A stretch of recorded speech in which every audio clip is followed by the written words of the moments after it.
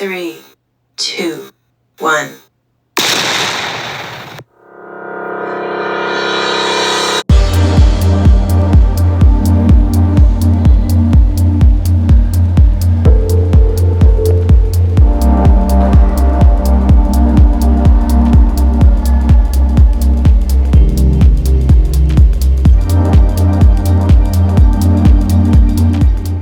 All right, my soapies, buckle up because today's episode of The Young and the Restless was a roller coaster filled with hospital drama, shocking revelations, and a little bit of sage burning energy at the Newman Ranch. You know what? Welcome back to the channel. And I'm going to give you a few highlights and then we'll get into it. First, we have Victor lives to scheme another day. Claire channels her inner Victor. We also see Chelsea moving into the ranch and Nick putting on his cape because he's not having it. And then Sharon is free, but Daniel, he is not feeling it. So without any further ado, let's go ahead and unpack this episode for January 31st. We start with Victoria making her way back to the tack house where she reassures Claire that Victor's surgery went just fine because, let's be real, Victor Newman is more indestructible than a cockroach in an apocalypse. Now, the bullet went straight through, no major damage, just another day in the life of the mustache. Kyle rolls up and Claire, still visibly rattled, spilled the tea about last night's horror show. She physically is fine because our girl is tough as nails, but oh yeah, her Aunt Jordan tried to kill her again. This time she wasn't alone. She teamed up with Ian Ward because apparently Genoa City villains love a good comeback tour. Kyle is freaking out over Harrison's safety, but Claire assures him that the little one is fine. She then drops the biggest bombshell that both Ian and Jordan are dead. Well, at least we know Ian is not. That's right, Victor took a bullet, but the real casualty were the bad guys, according to her, and Kyle is understandably floored that all of this happened while he was off doing whatever it is Kyle does. Claire admits that she manipulated her psycho aunt into showing up. Kyle, instead of recoiling in horror, is actually impressed because nothing says future Newman quite like deception and calculated moves. They share a heartwarming moment and Claire tells him that she just needs her to be held. Aw.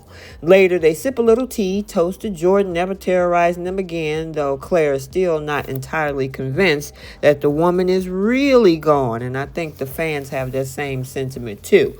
And honestly, like I just said, neither are we. Soap villains have more lives than a cat. Over at Crimson Lights, Nick updates Sharon on Victor's post-surgery status, and Michael shows up all chipper to announce that all charges against Sharon has been dropped. That's right, thanks to Chan's report and some conveniently timed hypnosis sessions, she's in the clear.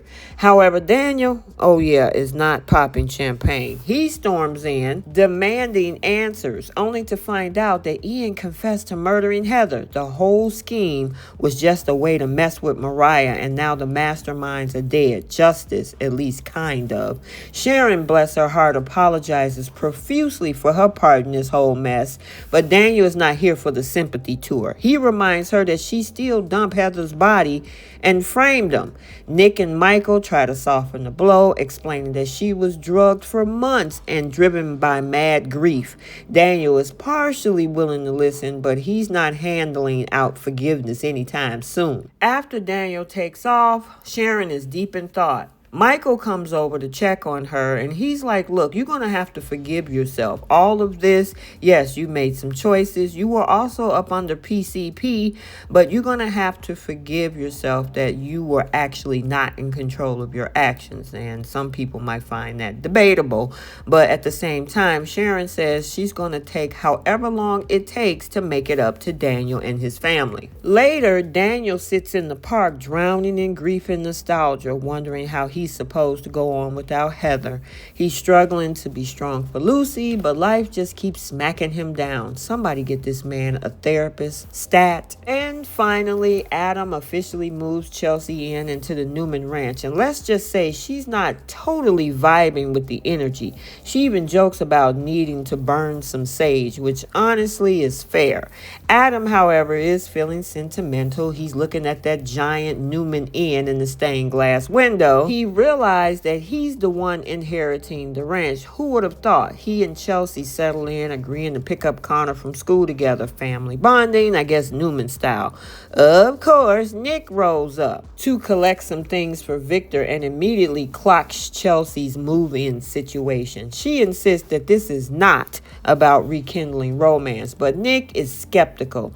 He puts on his cape once again, warning her that Adam may have other ideas, but Chelsea stands her ground. This is about Connor, period. Later, as Nick and Adam drive to the hospital, the brothers get into it. Adam wonders what will happen when Victor is gone, and don't say such things. Yeah, Nick, as usual, dismisses the question, but Adam is convinced the family will fall apart without their dad. Nick, in classic older brother fashion, reminds Adam that his place in the family is whatever he makes of it. Harsh, but I guess it might be fair, at least to the other Newmans. Okay, so there we have it. Today's episode gave us all the drama we love, villains meeting their end, or did they, emotional reckonings, and a good old-fashioned Newman power struggle. Claire is proving that she's more of a Newman than anybody thought. Sharon is free, but is still haunted, and Adam is setting himself up for another round of heartbreak. What did you guys think? Is Jordan really going for good? Will Daniel ever forgive Sharon? And is Adam about to get his heart stomped on again? Sound off down in the comment section below. And don't forget to like, subscribe, and hit that notification bell for more Y&R recaps. See you next time, Soapies.